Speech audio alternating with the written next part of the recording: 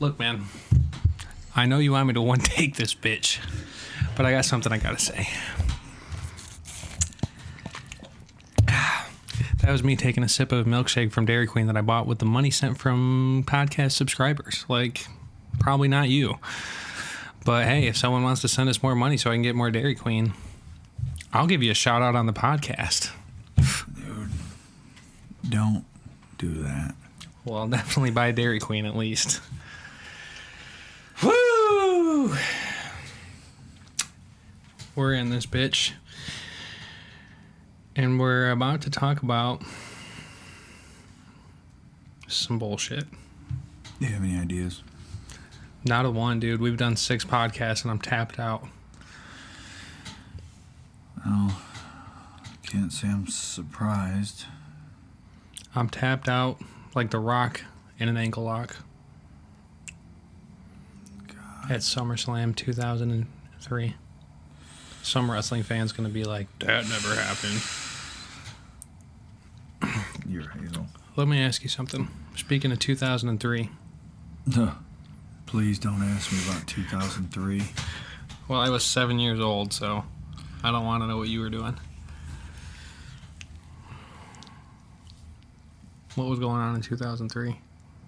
Me and Gene were playing. Street Fighter? No. Well, he probably was, but we were playing shows. We were in a shitty hardcore band. Any other fan questions you got for me? What was going on The band sucked. in 2019? We were putting out our third and most confusing record to date. Do you say that most confusing to you personally or most confusing to the people consuming it?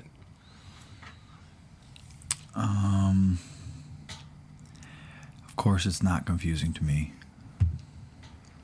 because I made it. Well, here's my question as someone that's never recorded an album.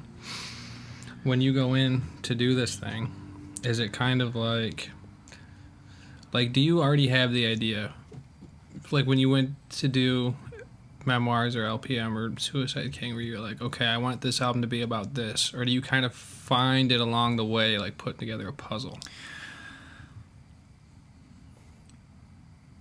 This is, I can answer it in a short answer, but I think it's time to break this shit down. Where it's a podcast, so go ahead and do the long answer. And if we have to, we'll do part 1 and part 2. So here is a bit of a complex idea. This is how I think about it. And it doesn't have anything to do with music. So there's a few ideas I'll kick around and hopefully it'll answer your question. So there's an old stupid saying, no man stands in the same river twice. Okay. Something like that. Because the river's always moving. Right. I get it. Okay, I'm prefacing it. So Okay. I'm with you. Don't get a brain freeze.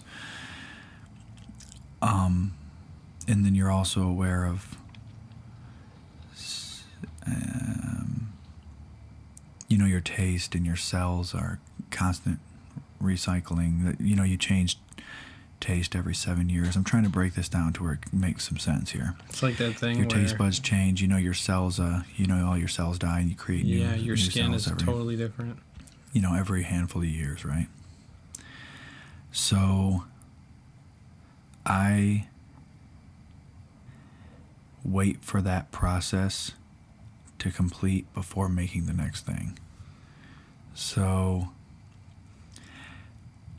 just to talk back maybe because you mentioned 2003. So Memoirs was the only album that I had planned as far as the plan was concerned because the metamorphosis couldn't have happened until after it was done. And I don't mean done as in released in the stores and people buying it and people knew about it. I mean done as in created. And it wasn't done as in created until circumstantially. in our scenario at the time, it was out and released it into the world. A little bit beforehand, we actually got signed a year before everyone knew we were signed, and we actually had the album done long before anyone knew we were even signed. But the point is, if you want to go back to the Buddhist idea, and I've been talking about it since the very beginning, like what it would be magician, this body isn't mine, it's just something you use kind of thing. So there's an old paradox. This is basically the best way to summarize it, and then we can kind of get into a better idea of what it is. But have you ever heard of the ship of Theseus? The ship of Theseus? Yeah, I believe that's what it's called, and it's an old paradox, where if you replace a board on a ship and another board on a ship and another board, is it the same ship if all the pieces have been replaced? Yeah. So just to explain it, if someone doesn't understand, if it's a docked ship, there's a ship at the dock, and over a century or so, it starts to rot. So a piece of wood on the ship rots, so it's replaced. A few more years pass, another piece rots, so it's replaced. And so on and so forth over, say, 100 years, every piece in the ship has been replaced. And say they're saving all the old pieces in a warehouse somewhere. I'm just making this up. And say they kind of restore them, you know what I mean? They take them, they sand them off, they unrot them, they do whatever they have to do to wood, treat it. And then they put a ship together from all of the old pieces that are now newly replaced, and the ship's sitting still in the harbor, and you have a warehouse with this new ship, which is the old ship. Which one is the ship, and when, if at all, did it become? There are now two. They right. When did it stop being? Yeah. So the paradox is a lot of the answers, like time oriented answers. But if you replace, you could use this analogy with a car too. If you replace every part in the car, when is it the car, or is it the same ship? Is the new one a new ship, or the old one? Is the old one the original ship? What is either, or when did it happen? A bunch of philosophers have obviously taken stabs at that, but that's not what we're trying to do. What I'm saying is that has to kind of happen to me to make each thing. And it could be because I like David Bowie or something like that, or Madonna, or even Manson, where with each effort you kind of found its character, the character, not as in I'm playing a role, but as in exploring these parts of myself, I guess. So when we talked about it in the past, I think I've explained this idea to you, and I at this point, although we've done this a few times, it's still not any less confusing. Sometimes I don't know if we've had conversations on here or if we just had them in real life. Right. So I've explained a few times where I like motorcycles because I like to go fast. I ride them, but I really want nothing to do with the motorcycling world. I fight, I train often, every week, whatever, but I really don't identify with the fighting people. I go to the gym, but I don't really fancy myself a gym bro. As in, my identity is not anchored in each of these things. If someone meets me, I don't tell them that I'm any of these things. I don't tell them anything. But my point is, each thing is kind of an exploration on a piece of me or what have you. So there's a reinvention process for each record, if that makes sense. Yeah. And going in to create it, although we stay, it's twofold. We stay in the studio and we constantly make songs, and there's hundreds of them sitting there. And we always say that, and people are like, oh, why do you release them? It's like, that's not the point. It doesn't have anything to do with what's going on. But we kind of talked about that on the last one. How sometimes you'll have a song and it just doesn't feel right for whatever it is you're working on. Yeah, and maybe it never will, and that's cool. It'll end up in the vault with, you know, like the Prince recordings. But the point is, I wait for that transformation to complete. And by transformation, I just mean growth, or even an explorative, you know, conquest, some type of conquest into a part of me. And that's basically what each record is. And I talked about it before, about, you know, being a bit in love with violence or sex or money and these facets that are all is an equal part of me, and I kind of have to explore, be a bit introspective, and find that person that wants to make that album within me, if that makes any sense, without being schizophrenic. But once that transformation, I guess, is complete, then I feel like I'm well equipped, or equipped enough to take a stab at it, if that makes any sense. Sure. So that is basically the prerequisite to get into any of these, the specifics of the album. So I always just use, thinking about it, the ship of Theseus is a good idea, because it's still me. But it's a new you. Yeah, it's or a piece of me, or something like that, and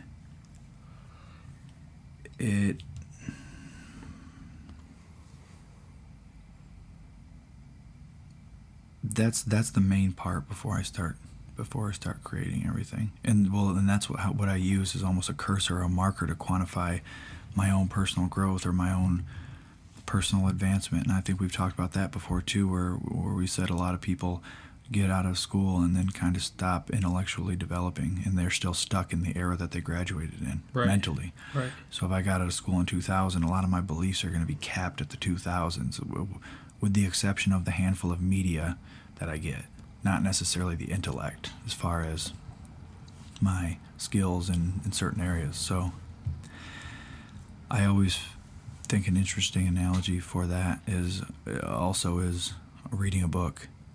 There are a handful of books that I read each year, and this could be, I had said something on one of the a couple podcasts ago about how you discover your quality of life by clinging the formula, right. A formula that you might have to go back to. But this is another way to quantify your growth, and that's by reading the same book each year. So the book doesn't change, but you do. Your perspective and the way you understand it and interpret it. And each time you read it, if it feels like the same book, that good old familiar friend, that means you suck. You haven't grown mentally. Well, it obviously has to be before people try to just go read The Cat in the Hat every year. Oh. It has to be some sort of mentally challenging There has to be book. something there. Yeah, although I would say that take out the time stamp of a year, take that out, and just say if you read The Cat in the Hat as an adult, you definitely will get different than as a child. So maybe that's not the best example. Complexity is calls for not every year, and that could be a different formula as far as the complexity over how often you may need to revisit it. But something like an adult book. But I do have every Dr. Seuss for a reason. I just am saying it's a good signifier. It's a good quantifier to know or at least be aware of the person you are when you read something, and then say a year is just an arbitrary example. It could be 3. It doesn't matter. Does it read anew, basically? Do you get new things out of it? And you should. And if you don't, that really means you suck. Or you're just running in place, or you're still the same person that read it before, which is very hard to do, right? As long as you're doing impactful things, you should be changing, like, minutely. Even aging, right? Or Right. even growing, or whatever.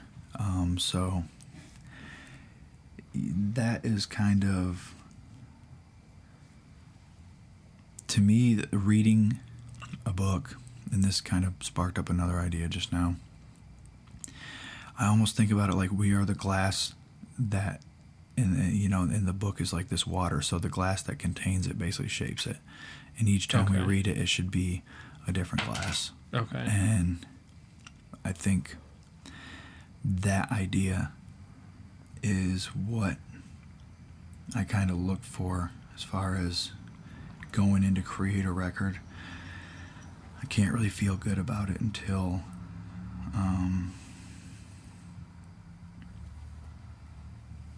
I feel that transformation is complete. It usually doesn't take too long, but there are other things as well. Like I said, we report to the studio to make songs just to get better at it. Those are independent to what I just said. And I always cut the thing at least in half, sometimes into thirds and fourths, because when people talk about this shit, when I talk about art or creativity or nothing, I'm not talking about the music industry. That doesn't have anything to do with either. Because those are two separate things, which I believe we started out this whole thing talking about that. Yeah. When you talk about industry, it has nothing to do with art, and it has nothing to do with creativity. It only has to do with industry. And yeah, the book thing is, I think, a good analogy. It's tough, and I really don't like to talk about books, and I really hate when people ask for recommendations because I post them consistently, but the reason I'm trying to think of how to come at this. I think books are just as great of an enemy as stupid shit like money or any type of other possession. 'Cause to me, it's a trickery thing. If you want me to expand on this thought, I'm trying to put it together. I'll use my own shitty self as an example. Let's hear it. So,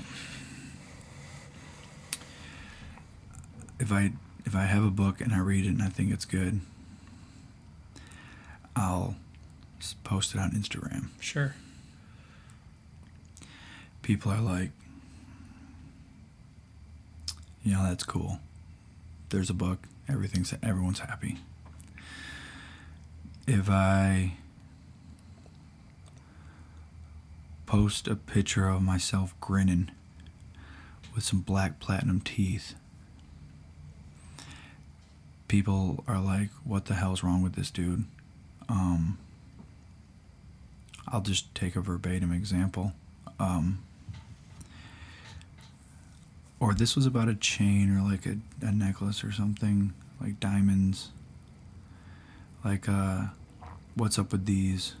And this kind of ties into the reinvention stuff, like the thematic type of ideas that go along with what we're doing.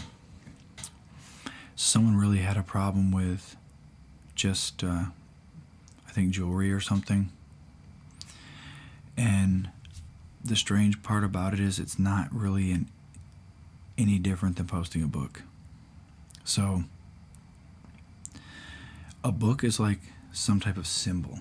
You know what I mean? It's it's kind of even before you buy it, if you're walking around, even if you're in the bookstore, you're you're signaling something, right? If you buy a book and you sit around and you're seen reading it, even if you're not reading it, even if you're just sitting there with it open, or even if you're sitting it on what they even have a category called coffee table reads, right? If you have a bookshelf at home full of a bunch of books, these are all signals that you send. You know what I mean? Right. They're all things basically saying, either I'm an intellectual, I'm well-read, I like interesting ideas, I'm not a moron, maybe I'm insecure and I'm trying to cover up something. They're all status symbols. Even though status is not typically what we think of when we think of things like possessions, like the Lamborghini or whatever it may be, the book is no different. The book is actually worse. Because a book has no utility. You know what I mean? Like, It's you have almost- to be able to understand what you're reading, is what you're saying. Well, no, even if you do, it doesn't matter. What do you do? It's like people saying the gun's not the weapon, the person is. Okay. At least the Lamborghini can take you down the street. The book sends a bunch of status signals to everyone around you that you didn't earn and that you don't really know, care, or understand, but gets you some type of clout. Sure. Like you could date a girl just because of a book on your shelf that you might find interesting, and so does she. But you can also date a girl because of a Lamborghini, right? Right. So what I'm thinking is, why is it so weird? And again, I'm just throwing myself in there and I'm kind of just spitballing it.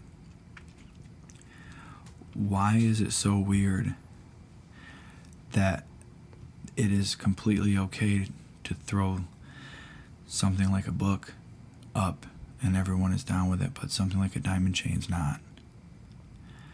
When they're both...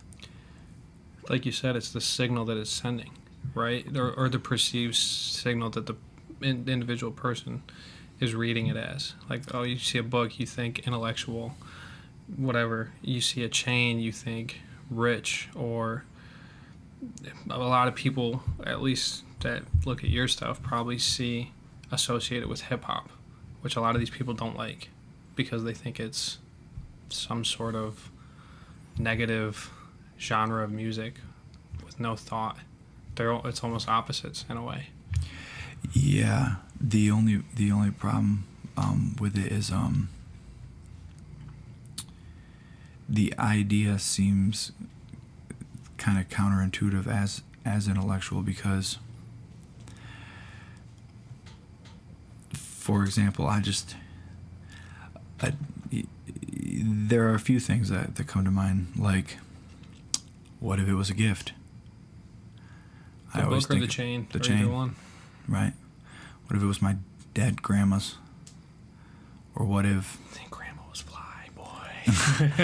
You know what I mean? Or I'm thinking of, like, reasoning, right? I'm just thinking of things like, for example, what if I spend a couple weeks in Africa mining diamonds with a crew of people? And you built it yourself? Or No, what if I had it built? I mean, in my opinion, the jeweler that crafts the piece is just as much as an artist as some of these people that write books. Or a painting that's hanging up Right. in your house.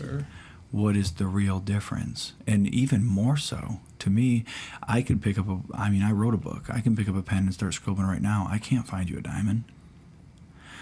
And it's just so, to me, the idea is, it's such a deep idea. It's not in any way less deep than something like the book, but the diamond to me is a real thing.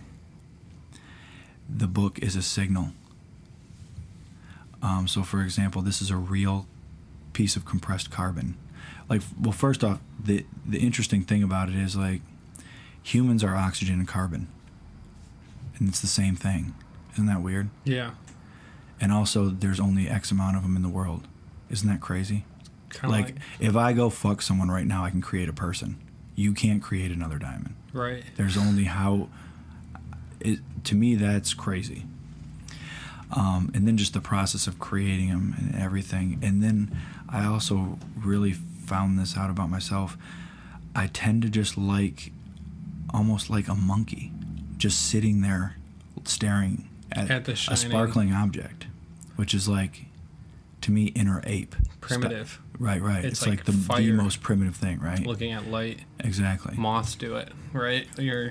Right. So I have this thing that is kind of so curious about these things.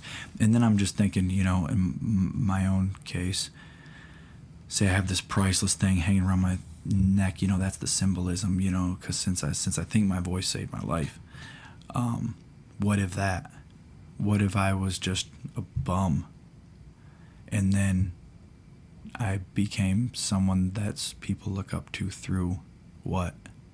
Making music? Isn't that like some type of cause for celebration? Or as you see, I got the fucking 2 carats in the ears. That's that hearing. That's that musician type of hearing music. You see the diamonds hanging from the throat because I'm creating, because the voice is golden. It's shining. Exactly. You see the fucking diamonds in the ears because the music hearing. Do you know Satan? Your next level. Whoa. Yeah. Where are you going with this, man? You know about Satan. Rib cage shaped like a harp. Right. He was playing that shit. He was... strumming that bitch. He was a master musician with it. And yeah, well, anyway, that's not the point. The point is, the status signal is no different. And it's so weird to me that, for example, I must have posted probably $10,000 or $15,000 worth of books, easily. But no one cares about that. Which is why another side note, I always put my hand in the photo of the book. To prove that it's actually yours? That I got. It's not a product photo online. I have it. It's in my hand, and I already read it, right? You're just showing off the hand tats, man. We get it. That's not it. But one stupid fucker one time was like, he puts his hand in the photo because there's a scar on his hand. And I was like, there's nothing I can put in the photo that doesn't have a scar on it. But that's besides the point. My main point is to hold it so you know it's mine. It's real. I got it, and I read it, But the point is, my library is more expensive than all of the diamonds I own.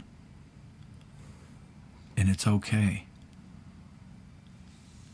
Which is crazy. It's always weird to me when people have some sort of opinion or something to say about the way that someone else is spending their money. It's strange to me when they have an opinion about someone else. Almost period, like the term appropriation. Yeah. People use. I have a problem with it on several levels. I don't really want to talk about it right now. But what you're doing is claiming to know them and their intention. And what they should be doing and how they should be acting in. Which seems like some authoritarian dictator, right? It seems like you might as well have been Hitler. Well, we've talked about this.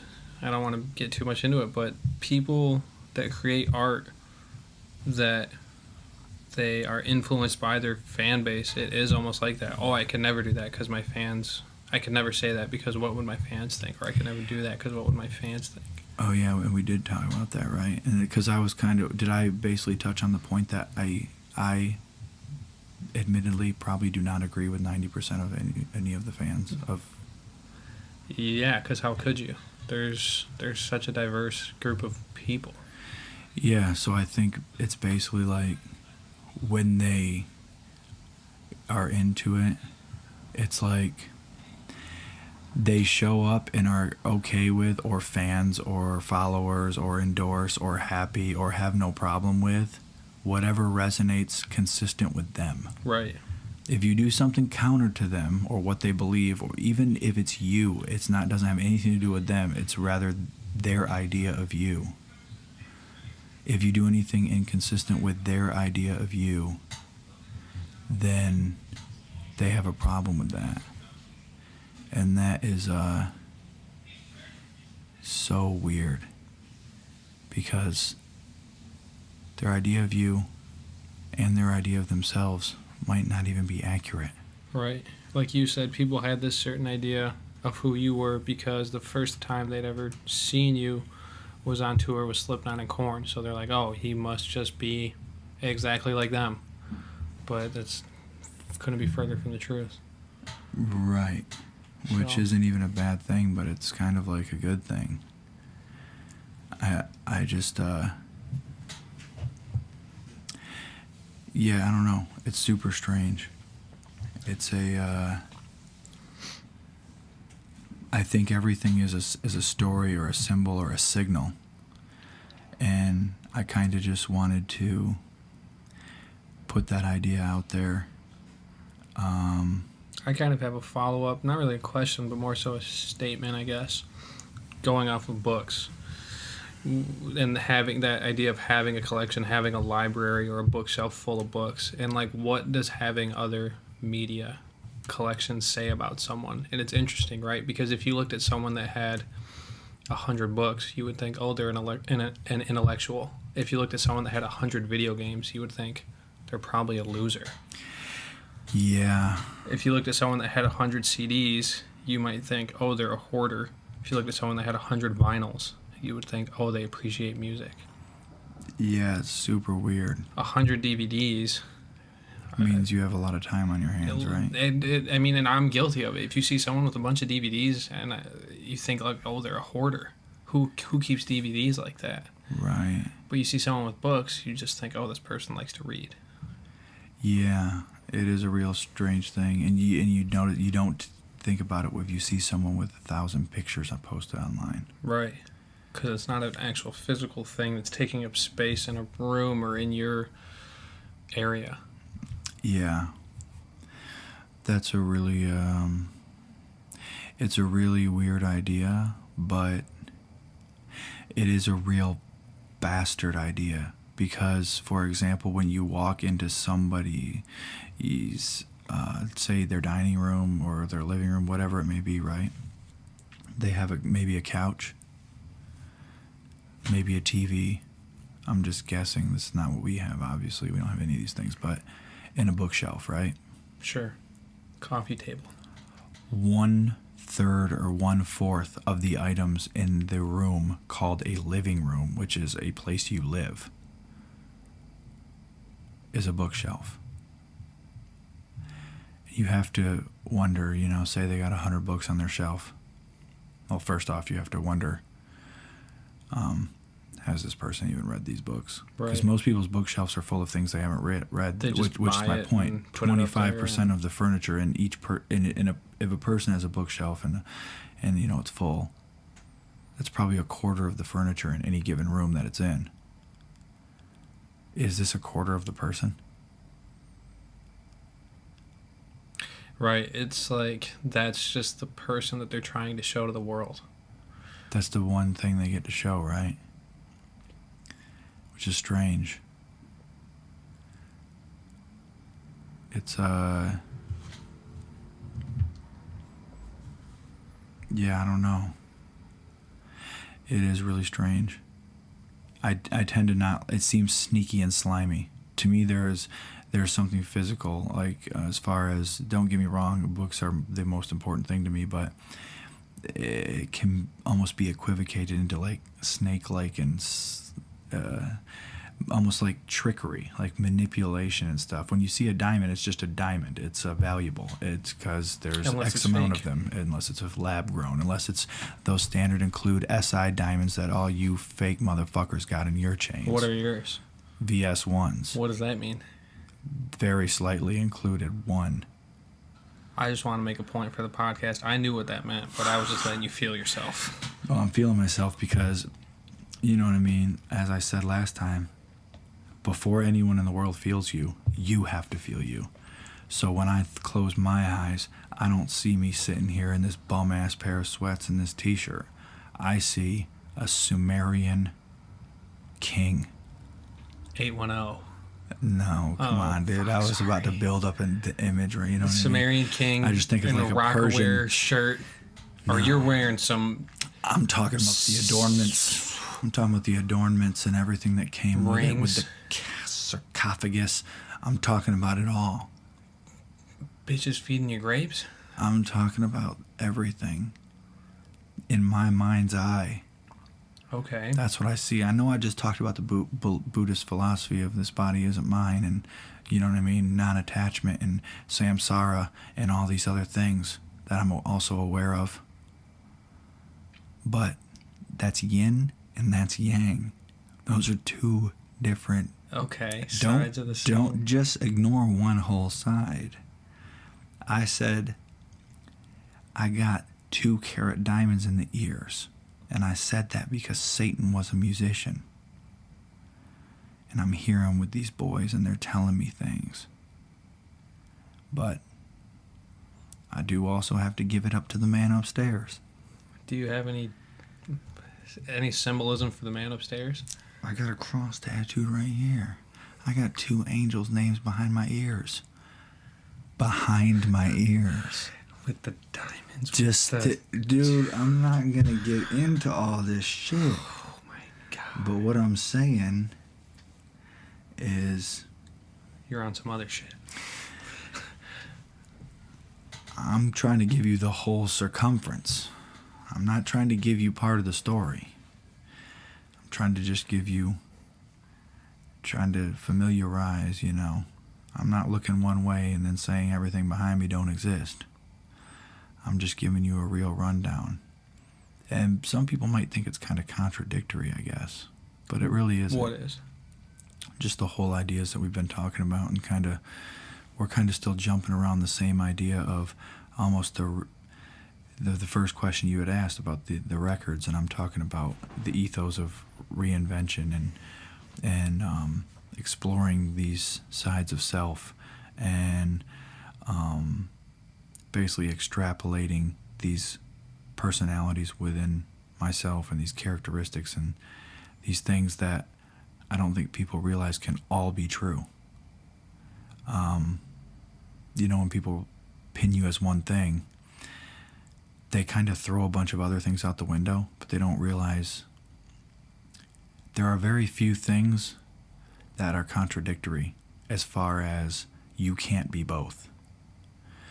You know, so you can be a man who enjoys X and Y and Z, and you can, and you know what I mean? Right. Things aren't mutually exclusive. Yeah, there's not a lot of that in what it is that we're doing, and that's always been apparent, I think. The very first song we made was called Libertine, and you know what I asked the crowd when I walked out on stage? The very first words that every crowd has ever heard from me, the very first, probably the only thing people heard from me for years. I know what it is, but why don't you tell me? Why don't you tell me? What did you hear the very first show that you went to? It's not a question, though, is it? You said it was a question. I thought it was a statement. It was a statement.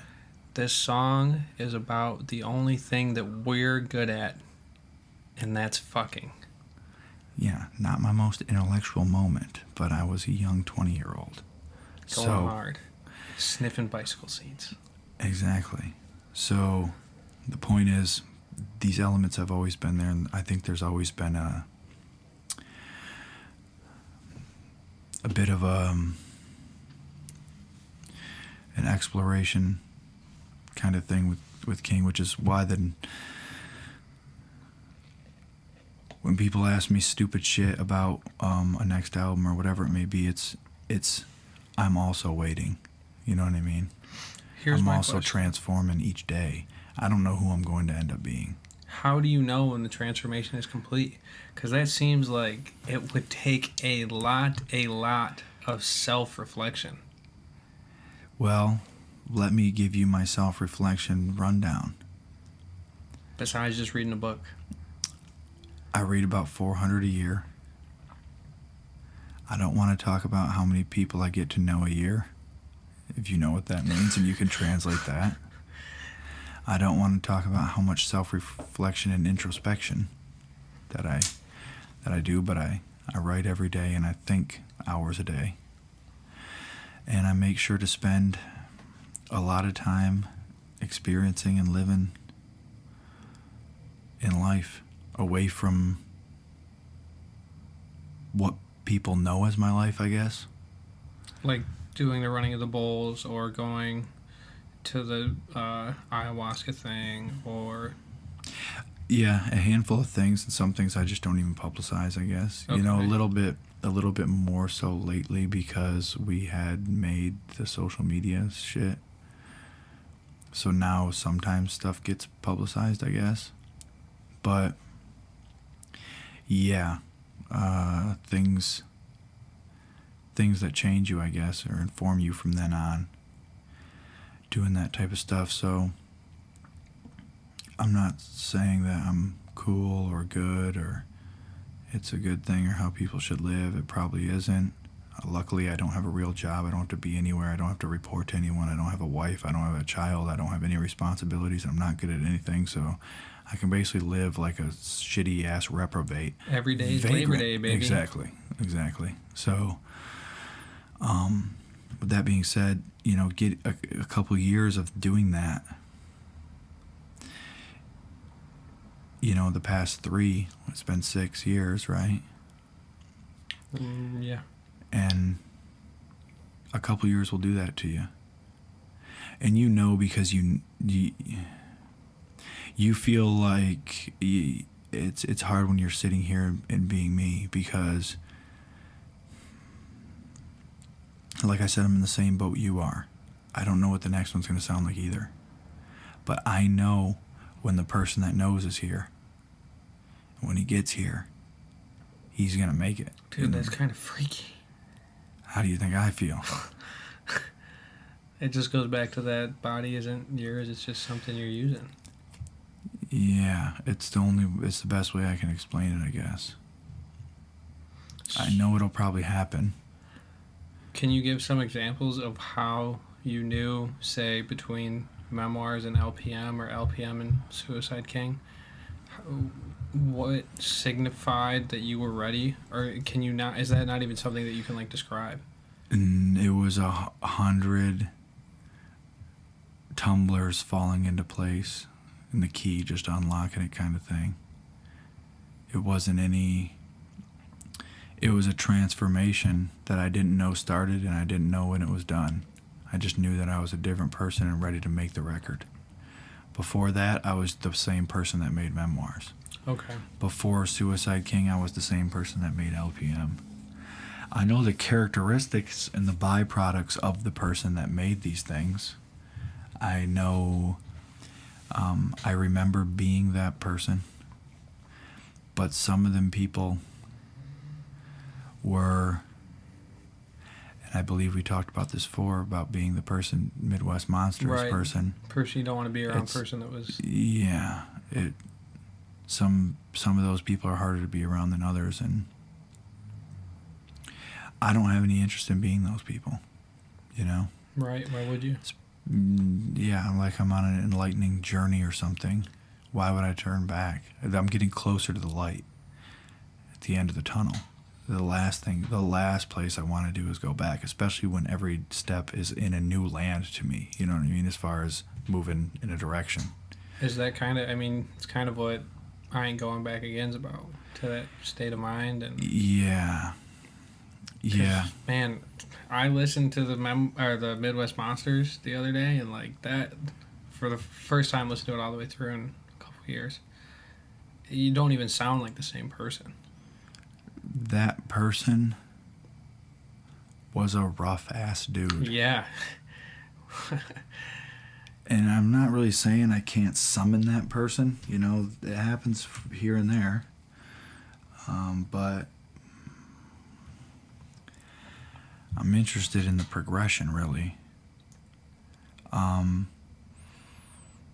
You know, and random keeps bothering me to make Midwest Monsters 3. And I'm just trying to think of what the world kind of needs from me.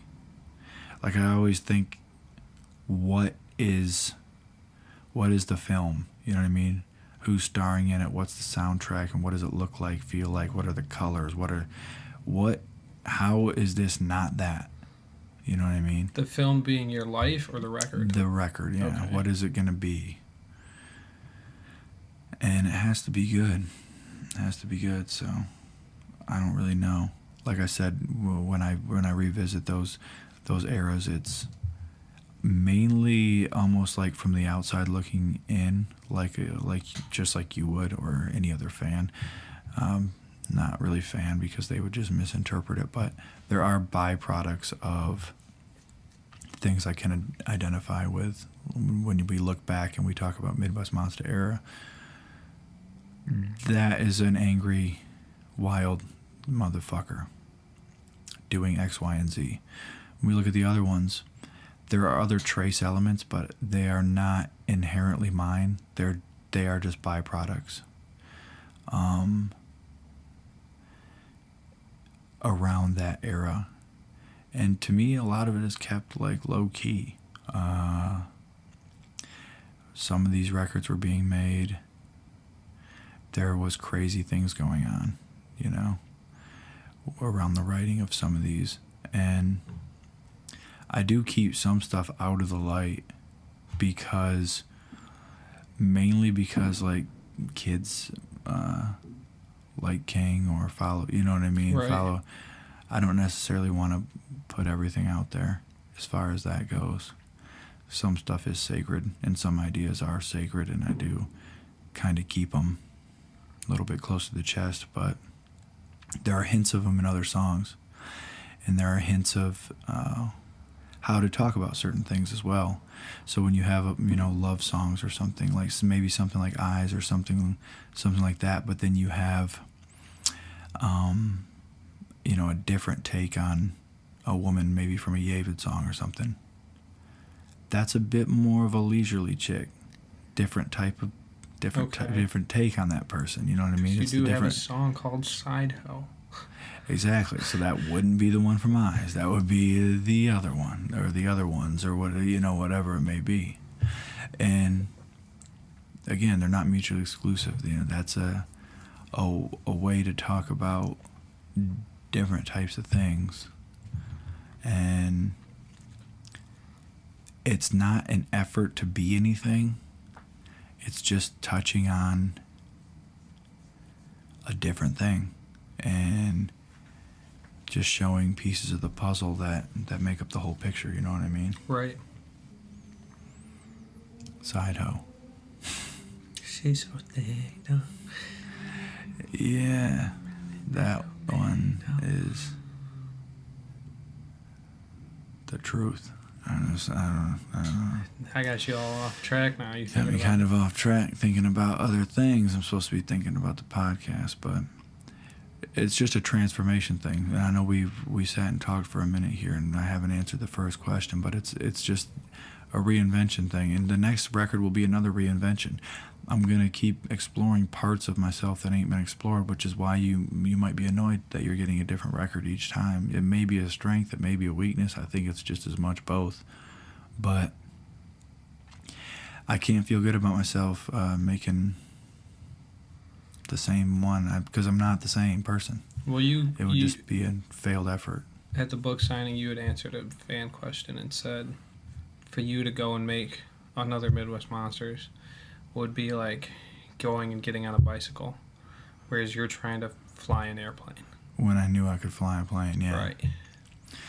Yeah, that's basically the best way to put it. Have you reached the airplane yet? Or is Suicide King like a hot air balloon or something? Hot air balloon in the sky, you see me. Okay. Yeah, maybe so. I guess you wouldn't ever really know when you reached the airplane, right? Until you were flying it. Yeah, I'm not really sure. I'm looking to get UFO status. Like the anti-gravity status. That has no edges, no shape, no inside or outside. Yeah. So I'm not there yet. I know I'm not there yet. As long as I feel good about what we're doing now, say we're about to shoot the next music video for whatever, for the record that we're doing now, for the single that we're going to do next. I still feel present, like I'm here and now, and right. This is what we're doing. That won't happen anymore when that switch has been flipped. Yeah, it just it'll be like, leave me alone about that old shit, dude. I'm trying to get to the next step. Like you're not about to make a Wolves Run Together video. I had a treatment written for it. Gene just explained that treatment to me earlier, like I didn't write it, but the sad fact about that is I did. You did write the treatment? Believe it or not, that and every single other one that we made. But that's not the point. My point is You're not going to go back because you ain't going back again. I already made a song about it. Not to keep bringing it up. No, I just think it's an interesting thing, I guess. There's something worth exploring, the reinventing of oneself. You know, like I was saying, Manson did it. And I like that. I like bringing a whole new person to each record, each project, you know. But they're still you. You can tell. Yeah, still me. You know, I'm still the same person, but showing different sides, I guess. Different moods. And so is the boat still the boat? Are you still you? It's a paradox for a reason.